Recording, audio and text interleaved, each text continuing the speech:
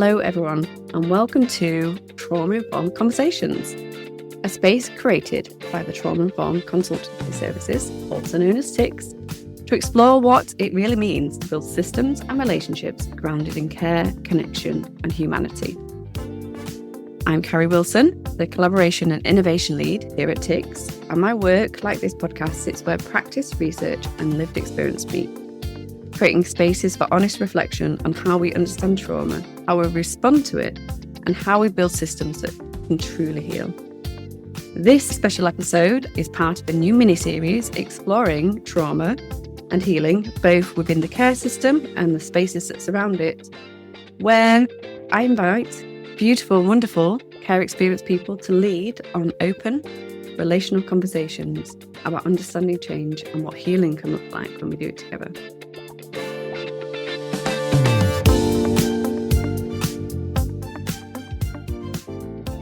Today we're joined by the lovely Sophia Alexandra Hall, and today we're talking about a really interesting topic around trauma-informed storytelling and ensuring that the lived experience voice is kept central to that, and how we can create healing and not trauma when we're telling those stories, and how we can do things better.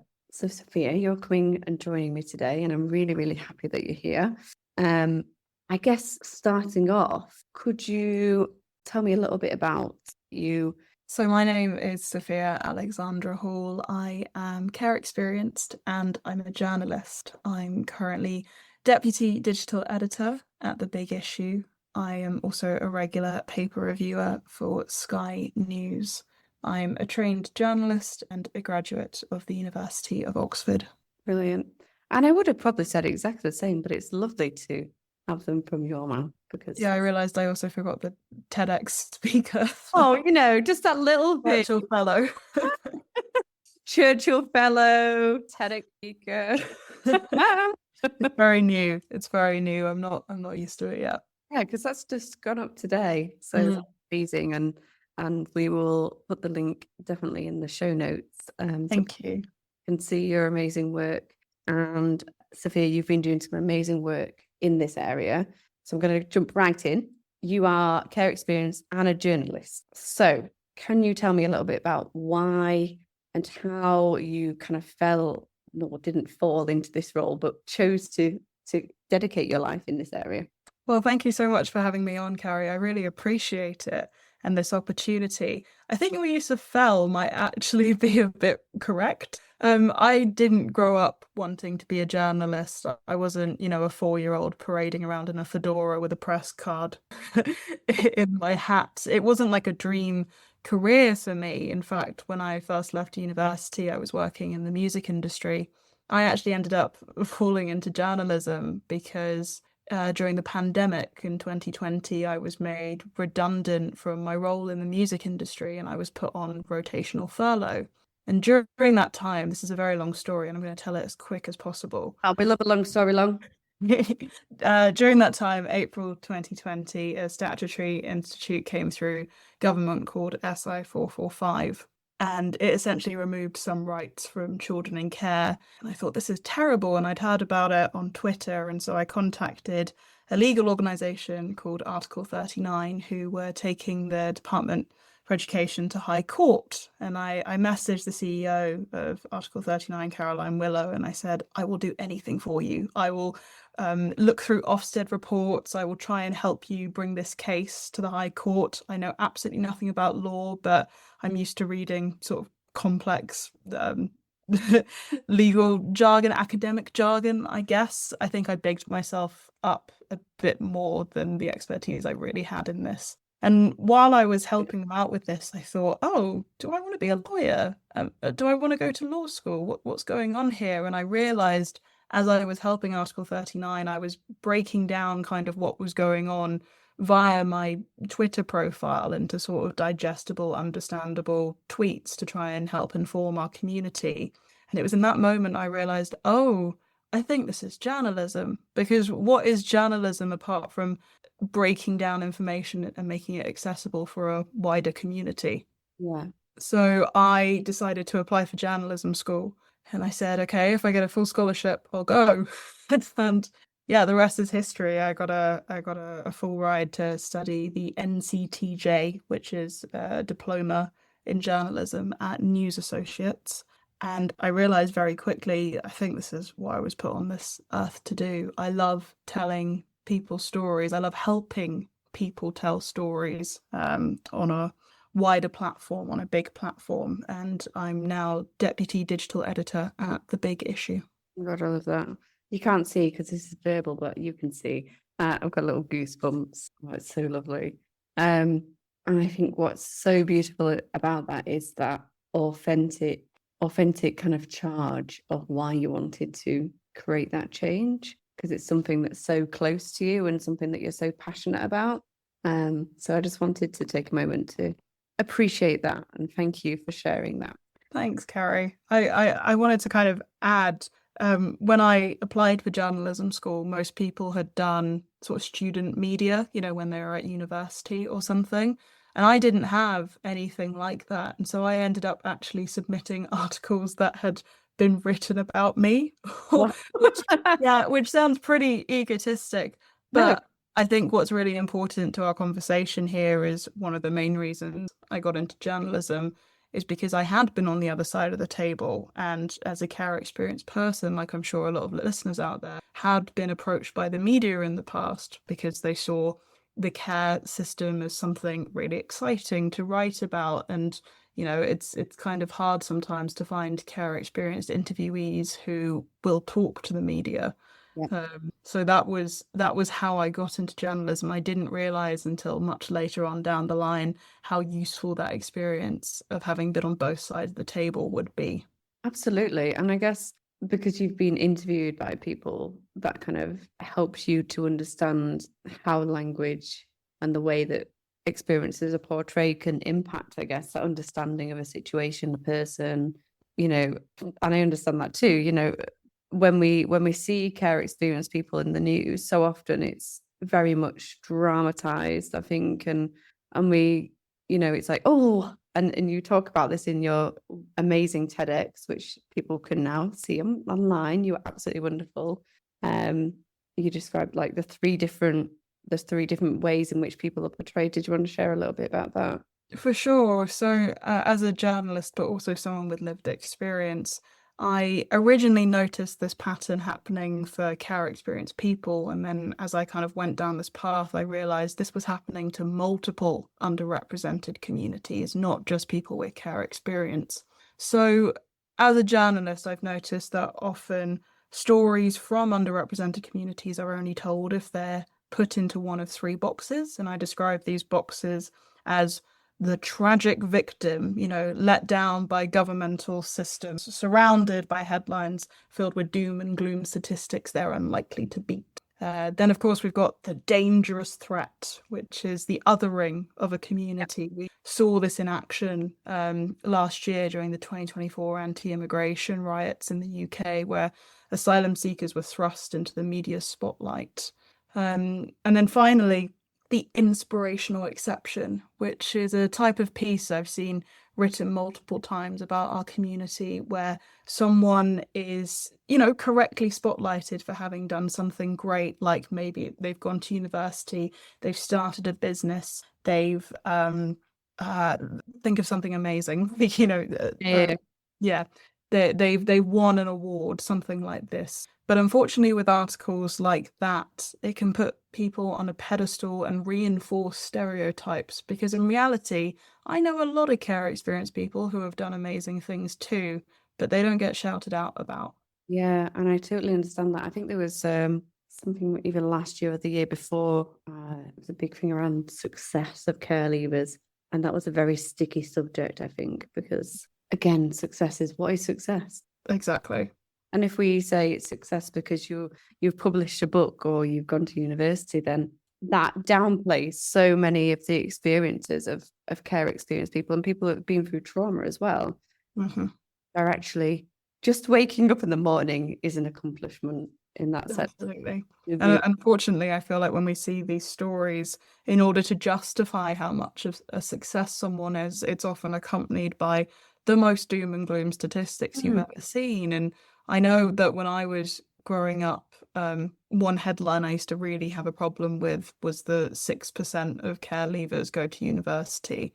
We'd later kind of find out that stat was incorrect because it was only looking up to the age of 19. But I remember when I was younger And thinking, it compared people who they didn't know about, so they didn't know what they were doing, and included neat people who were either too sick to be in education or parenting. So they didn't have an option whether they could be, that was their main thing that they were doing at the time. So yeah. exactly, it was a skewed stat and it was everywhere. Like it felt like every piece I read, it was there.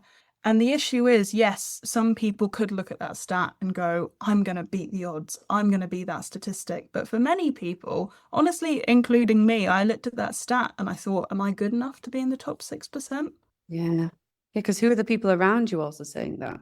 Very often not, are they, in that sense? And we talked about that in our previous podcast around the fact that the system is, traumatized. And we get into that in that podcast. But, when we're thinking about how, I guess then we're moving away from that and how do we make changes if we're journaling and talking about these issues and the words that we use, it's really important. So you've also done other things in this area, not just the TEDx. You have been working hard in this area. You are also a Churchill Fellow, correct? I am. Yeah, I did or I should say, I was awarded the Churchill Fellowship in 2023, and then I went on the trip in 2024. So the Churchill Fellowship, it was created by the family of Winston Churchill, and they give a pot of money out to around 100 people every year, and they can go out into the world and go to wherever they want, research whatever they want, as long as it brings back positive change for their community. So for me, the Churchill Fellowship wasn't something I was looking at as, like a career goal or something. It was actually because a few years before an idea had started to form in my head. So when I first became a journalist, I have a lot of friends in the care experience community. I have a lot of friends. Humble brag. I have a lot of friends who trust me within the community. And when I became a journalist, they would often reach out and say, hey, I just did this interview with a different journalist and I feel absolutely terrible. Like it's 2 a.m. I'm scared about what I've said to this journalist. I don't know what they're going to print, what they're going to quote. And I was getting messages like this at least once a week. So all the time, people were worried. They're feeling really traumatized by that experience. Exactly. They might have been triggered. Sorry, go on. The lack of control in what's been said. Absolutely. And yeah, they might have been triggered during the interview. And then obviously once a story is out there, it's out of their control. Like once you tell a journalist your story, it's kind of not your story anymore, which is a really hard truth to hear, but I think also a really important one if you are going to share your story. And so because I was getting all these messages, I was sort of sending the same advice back to people. And I thought, okay, well, maybe I should just maybe I should just like write a little Word doc that I can share on Twitter or something. Not worry about it. Yeah. And this was fine at first, but one of my friends, who is this amazing woman called Jude Habib, she runs an organization called Sound Delivery Media, and they train people with lived experience on how to become spokespeople. She sat me down and she said, this shouldn't just be on care experience people's heads. You should also be like teaching journalists how to not re-traumatize people in interviews. And I thought that's not trauma-informed, is it? If we're just saying to the victim how to better deal with your trauma, instead of saying, how do we make the systems less traumatizing? We're not doing the job, are we? Exactly. And so I thought, okay, I want to sit down, I want to write a guide, both for care experience people and for journalists. But I was working full-time in the media. I was doing like press tours to the US at this point. Like I went to the White House that summer. Like I was so busy. And I just thought, I don't have time to do this project. I really want to, but I just don't have time. So when I saw the Churchill Fellowship advertising in 2022, I thought, wow, that could be an opportunity to go research what trauma actually is and not just use trauma-informed as a buzzword. Yeah, very often. Yep. Yeah, because in reality, Such a like good word. I didn't really understand. I mean, I'm still not like a professor in trauma or anything, but I didn't really fully understand kind of the psychology side of it, and what to look out for when someone's triggered or someone's being re-traumatized. So I applied for the Churchill Fellowship, and amazingly, I got it. And as part of my trip to the US, I visited 3 places. I went to New York, mainly for the Dart Center. So, the Dart Center is the leading place for trauma-informed journalism in the world.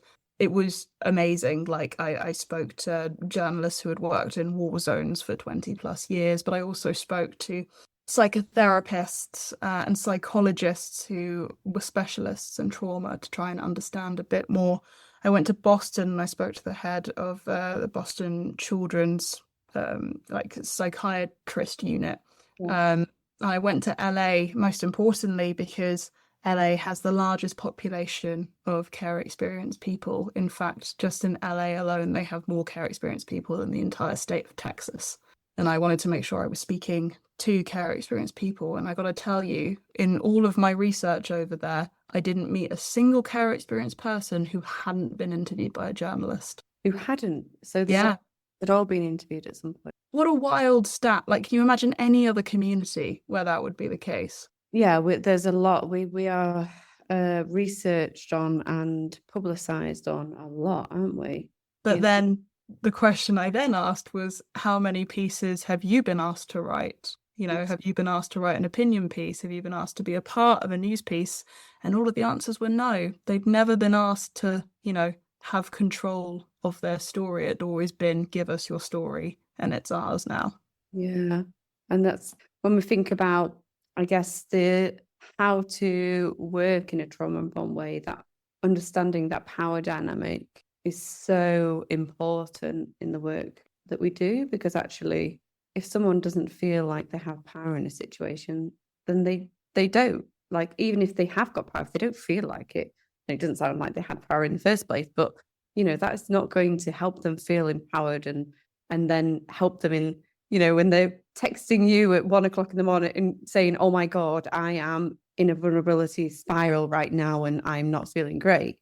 So I guess in terms of when we think about when journalists and other professionals, and thinking about research as well, are not trauma informed, what kind of harm can this cause? So much. So in my toolkit, I kind of refer to that sort of power dynamic as talking to a disempowered interviewee. So a disempowered person in my description is someone who's often had choice taken away from them. So this could have been choice while in care about where they live, or it could be something else that's happened since then. And there are little ways journalists can give power back without, completely changing the way they interview people. Things like, asking, do you want to sit here or do you want to sit over there? These small choices. I think it was really important for me to talk to as many care experienced people as I could before writing this toolkit, because I wanted a lot of different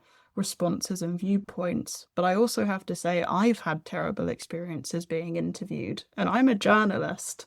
There's a story, I need to be really careful how I phrase this, but quite a high profile radio station asked me on to talk about care a few Christmases ago. And I was excited because I thought they were coming to me as a care experienced journalist. Within 2 questions from the producer, who was sort of checking me out before accepting me onto the show, she had asked me, so were you abused as a kid? Wow. She hadn't even asked. Straight in there. Just straight in there. Hadn't even asked my name. 2 questions. This is like 10:30 a.m. in the morning. Wow. I had to go, I'm sorry, excuse me, I don't even know who you are. And she confirmed where she worked. I just said, I don't feel comfortable talking to you about this. And she says, well, we'll need someone to talk about it on air.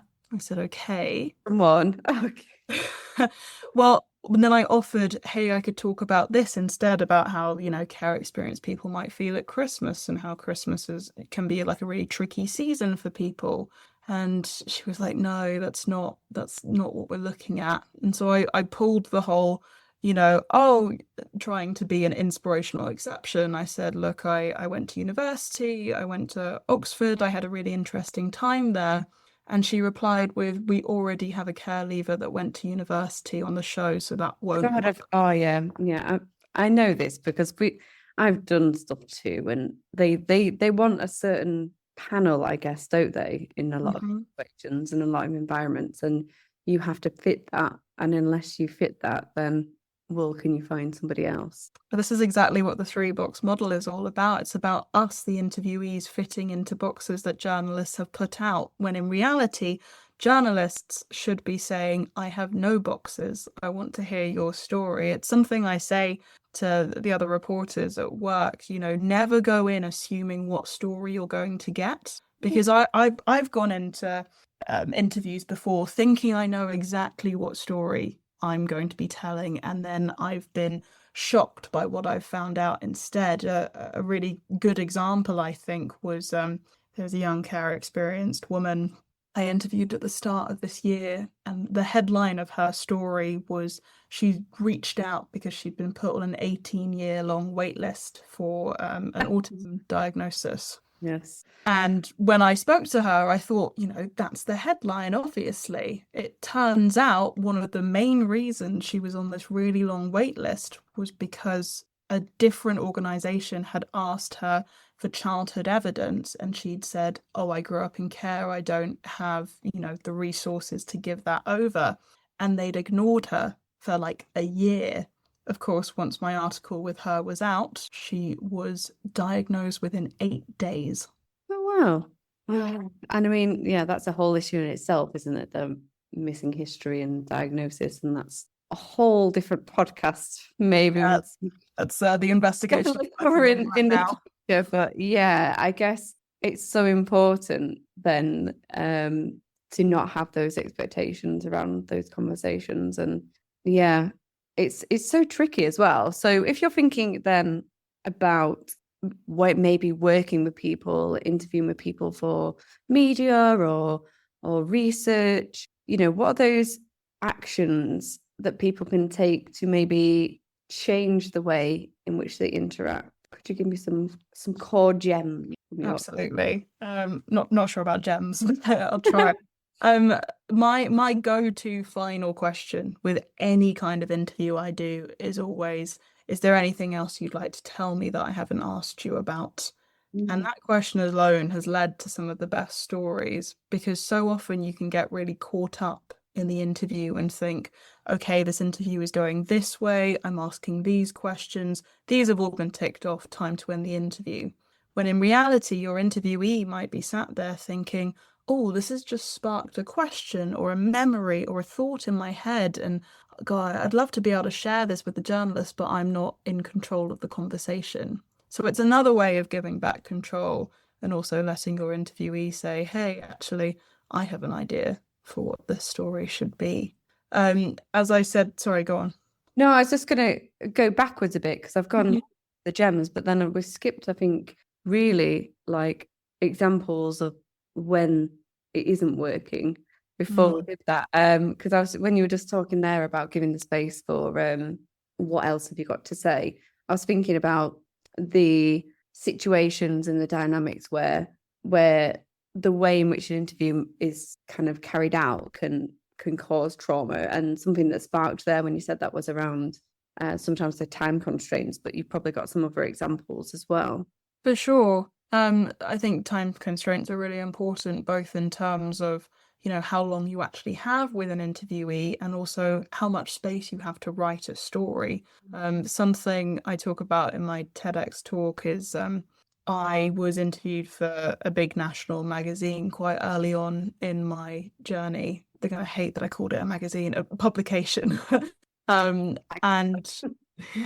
and the worst thing that ever happened to me, I'd say, is going into care, and that whole experience is summed up in just 25 words.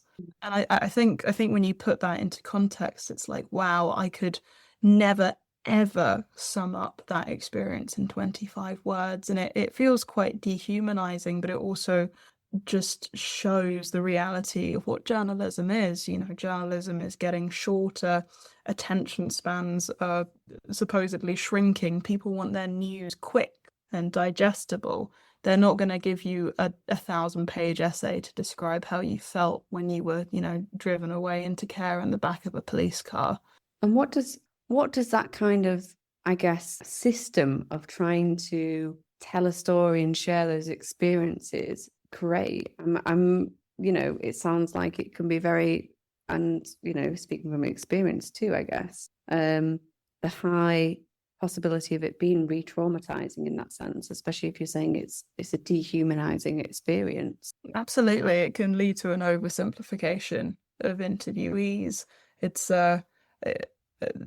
when you look at the media, it can lead to a lot of sensationalist rhetoric. For example, when you're trying to condense all these big emotional things into 2 words of alliteration, yes, your complex story about going into care gets turned into a very intense headline that doesn't quite make sense to you. And that was one of the things I heard from lots of people when I first started in the industry was, this headline is not even me. They're not even quoting me. And it's because they've put together words that just about tell your story, but aren't exactly words you've said. It's crazy what we can get away with as journalists according to the IPSO and Ofcom rules.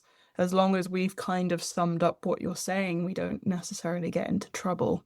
I guess there's a big issue with that, isn't there? Because we're asking people who don't have the experiences that we have, really have the understanding of our experiences, to represent how we're feeling and what we're doing.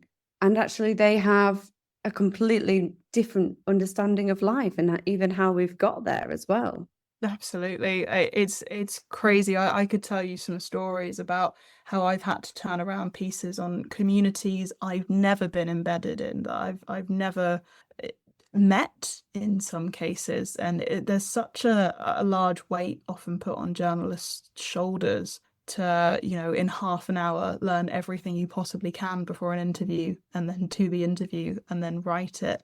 Which is why I think sort of moving towards a more collaborative style of journalism is the only way we're going to be able to accurately tell stories. Yeah. And when we're thinking about that collaborative kind of position, what can, a journalist or an interviewer do or say or prep or work with somebody before they actually carry out that interview? Absolutely. In my toolkit, I kind of give a rundown on organizations, individuals, places to go find out more about our community before, jumping straight in, having read a Wikipedia description of a care leaver. But during the interview, your greatest asset is sat opposite you or on a call with you. Ask questions. Like, that is what an interview is for. I often ask people to tell me in the most basic way they can something about their community, or something I would never find out from the media because it's something that hasn't been spoken about before. I think keeping that continuous communication ongoing until the piece is published, or even after that, is perfect and what you need to do.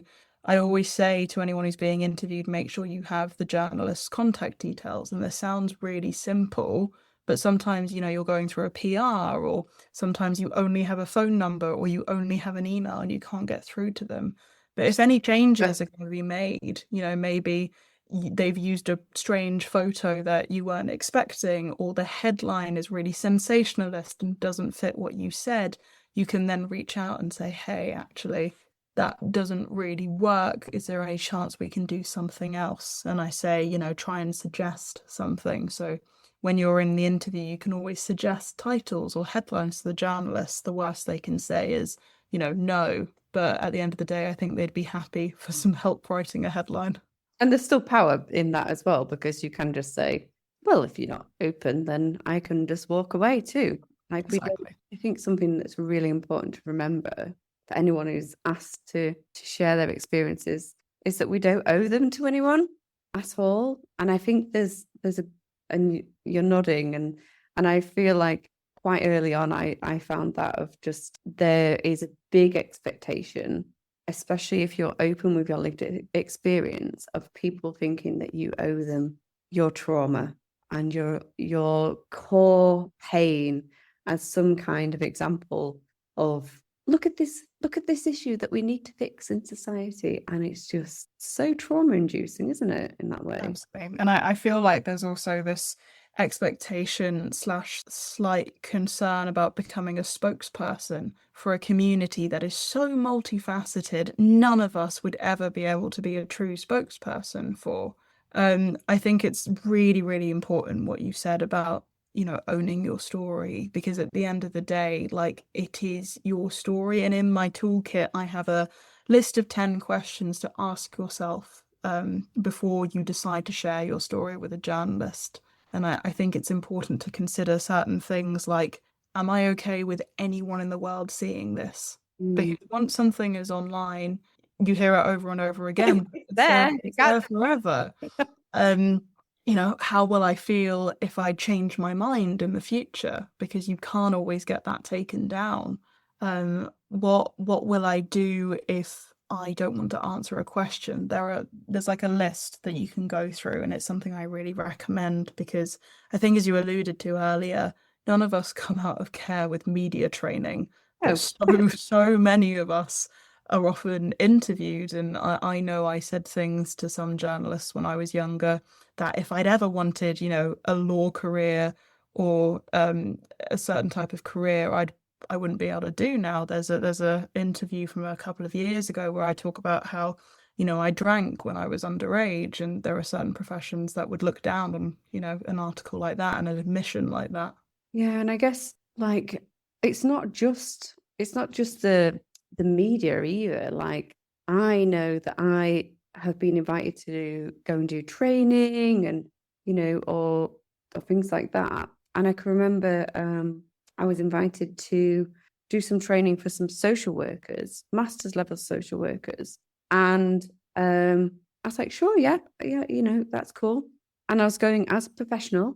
And they asked me to share my care experience and share my experience of care and I was and my journey through social work. And I was like, no.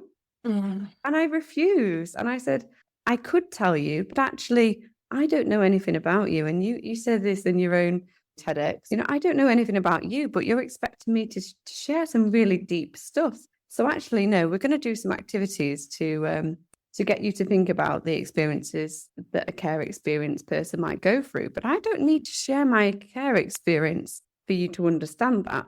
And it's so great that you had the power in that moment to say no, because I wasn't invited back, though, interestingly.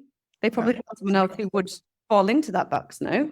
I mean, I definitely, at some point in my lifetime might have just told them, because I'd felt, uncomfortable in that moment. I mean, obviously not in detail, but more than I probably would have shared if I'd had a heads up. And that's something I really advise journalists or anyone who's interviewing, a disempowered interviewee, to do before doing the interview, sharing what you think that interview is going to look like. You don't need to necessarily tell people questions. I'm definitely the type of interviewer that does not stick to questions. I stick to whatever, naturally the conversation goes.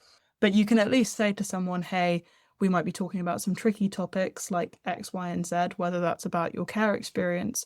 But I always say to my interviewees, if there's anything you don't want to talk about, you just say no and we move on. Because, as I say in my toolkit, a good journalist will always have other questions. So, leading on from that, do you think that there should be, and obviously you developed this toolkit, do you think that your toolkit or something like this, obviously your toolkit would be the gold standard in my opinion, be embedded in that training that people get, if they're doing journalism or research around actually, hey, you need to be thinking and reflecting about this before you're let out into the world with people?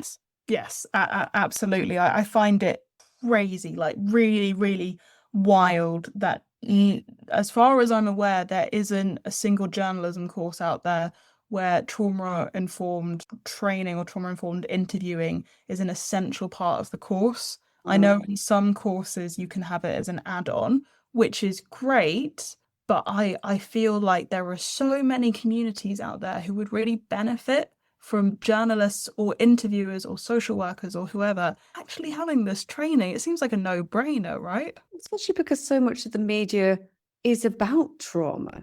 Exactly. And I personally think that you get the better story if you are trauma informed. The last thing you want is a shut down interviewee. Like if I've got someone sitting opposite me who can barely look me in the eye, who might be crying, who might be dissociating, I'm not gonna get the best piece of work out of them. And I don't like to describe interviewees like that, but when I'm talking to seasoned journalists, sometimes they ask why this is essential, and it's very basic. Yeah. And I think, do you think that it also changes the impact of the story heard? And what I mean by that is, do people then just become numb to the stories? If they're told in such a sensationalized way that is traumatizing, are we just traumatizing the audience and they're just becoming numb to it anyway? I think that's a really fair point. It's not something I often consider, but I think you're definitely correct. Yeah, because when we think about the media and the stories, so much is, especially at the moment, there's so much pain and suffering in the world. And actually, how do we tell those stories in a way that's healing and not re-traumatizing, not just for the people that have interviewed, and potentially the interviewer, but the people that are listening too? I think it's such an important point, and it also touches on the fact that journalists can experience secondhand trauma, and we are often, some of the numbest people to this stuff. I remember when I first started in the industry, one of my professors, he wasn't really a professor, just a teacher during my diploma, said to me, to be a journalist, you've got to have really thick skin. And I said to him, like, actually, you know what? I don't have a thick skin. I think that makes me a better interviewer. Wow. So then there's something there that we've uncovered maybe about the level of vicarious trauma in the industry of reporting as well, I guess. Because saying you've got thick skin is saying that you're numbed, right? Mm-hmm. And if you're wanting to connect with somebody and to be able to hear their story and reflect their story, you need to be able to connect with them. And if you've numbed out, they're going to numb out, aren't they? Because we're not creating a safe space for them. We're not helping them to regulate. We're not providing all of that stuff that's so important for a trauma-informed kind of practice, I guess, in that sense. That's interesting. So if we're thinking then about all the systems and all the ways in which stories and experiences are shared in the world, we're talking about media and research, education, even, I guess, if your teachers are saying, oh, I've numbed out, they've left maybe the field, but then they want to teach in that field. Can they adopt a trauma-informed principle, and how can we do that? How can we help to change those systems, I guess? It's a big question. Yeah, maybe we don't have the answer. I mean, it's an imagination, it's where our imagination could go. What would, I guess maybe a better way of picturing it would be, what would it look like? What would it look like if the people connecting with us and telling stories and collecting narratives collaboratively and being able to express the experiences that people are going through, if they're working in a trauma-informed way and they are trauma-informed and they're creating trauma-informed spaces, what would that look like? I think you've kind of brought in some answers already. Definitely for me, it's the collaborative side of things. I think the stat about how everyone I met in the US had their stories told but had never been asked to, tell the stories themselves really sort of stuck with me.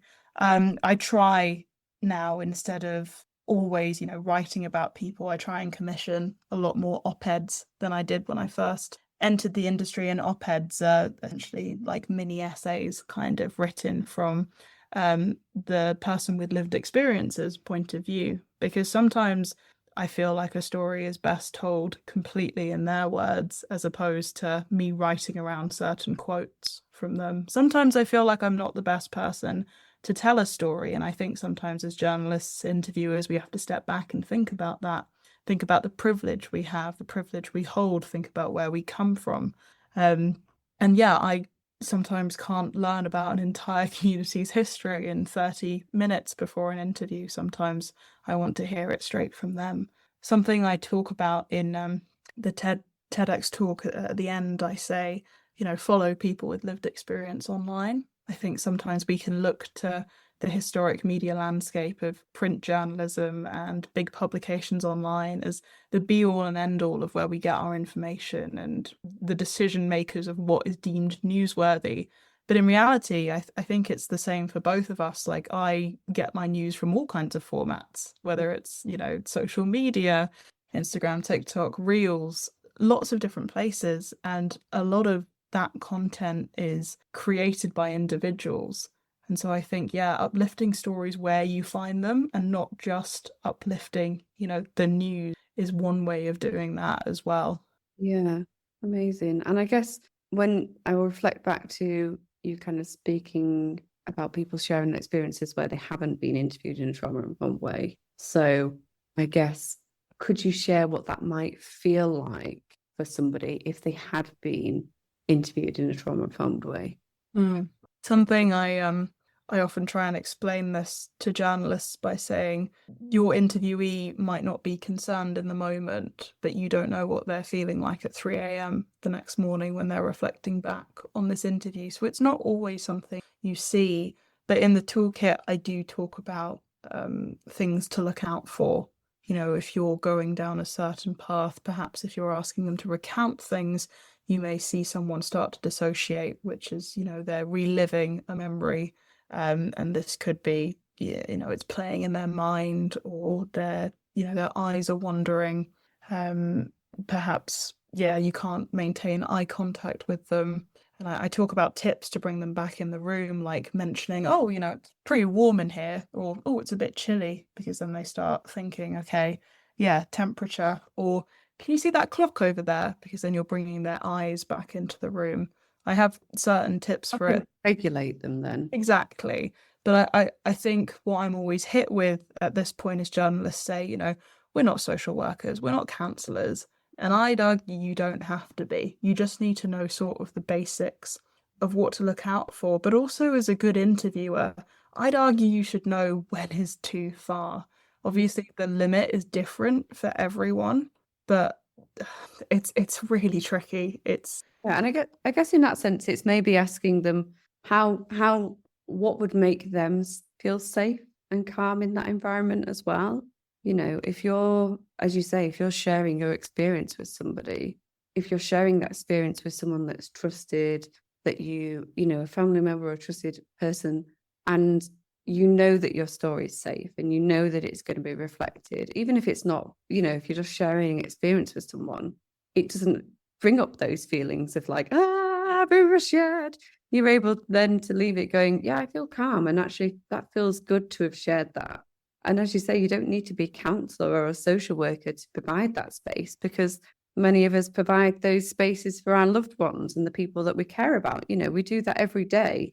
When we share how we're feeling, we try to create a safe space to do that, so that person feels comfort in that session and in that moment. So is that something maybe that people that are collecting those, or wanting to share those stories could do more of as well?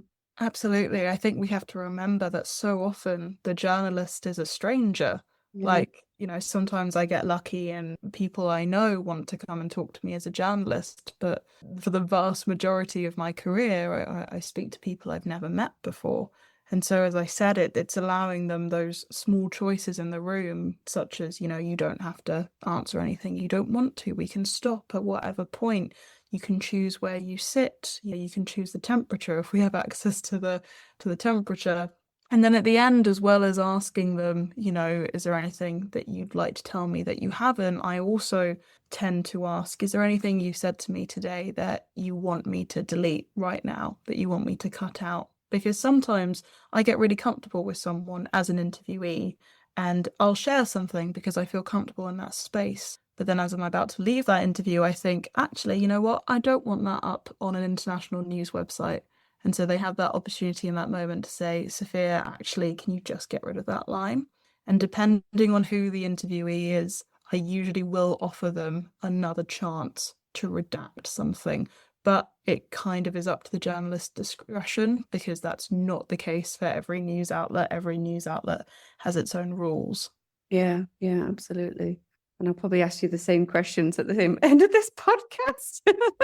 I just wanted to reflect one thing as well, because we had a conversation before we started around names and how we're introduced as well, and the importance of that. Something I always do when I open an interview, instead of sort of diving right in, I say, can you just introduce yourself for me? Because you usually get the most unique, correct version of someone, like who they are and how they describe themselves. And so instead of pulling together a bio from certain things you find online, you have someone in their own words saying, hey, this is me. And I find that's a really nice way to sort of cement someone in the room and make them feel like they are the centerpiece of it all and they're still in control. We've been talking for like an hour, so thank you so much for your time. Is there anything that we haven't covered today that you feel is really important for our listeners to think about, to reflect on when we're thinking about trauma-informed storytelling? I think I'd like to say, like, don't let any of today's conversation necessarily talk you out of ever sharing your story with the media. There are some brilliant journalists out there who genuinely want to uplift stories, and you can search for them online. I think also, if you are considering telling your story, I'd really recommend you having a read of my toolkit. You can also reach out to me on social media. I am usually at Sophia's socials on almost every platform. And please, DM me. That's absolutely fine. But don't let anything we said stop you potentially sharing. Just make sure that you're sharing for the right reasons and because you want to, not because a journalist is forcing you to. Absolutely. Thank you so much. And I wonder if we could close on a piece of hope, I guess, in the sector. And if you could perhaps share something or an example that gives you hope in this area. For sure. I'd say, a big part of the reason we met was through the online community of care experienced people. As I've alluded to before, I think there are amazing stories out there that are already being told. We just need to go and find them ourselves. So one of the tips I give in the TEDx talk is go follow people with lived experience online, find their voices, champion, share them, even if, the news doesn't necessarily consider their lives newsworthy. We do, and that's just as important. So in this, you are the hope, because you're the change maker in that. You can't see her blushing right now, but there's a blush. Thank you so much. Thank you, Carrie. Thank you so much for joining us. To learn more, visit the Trauma Informed Consultancy Services website. We'll see you next time.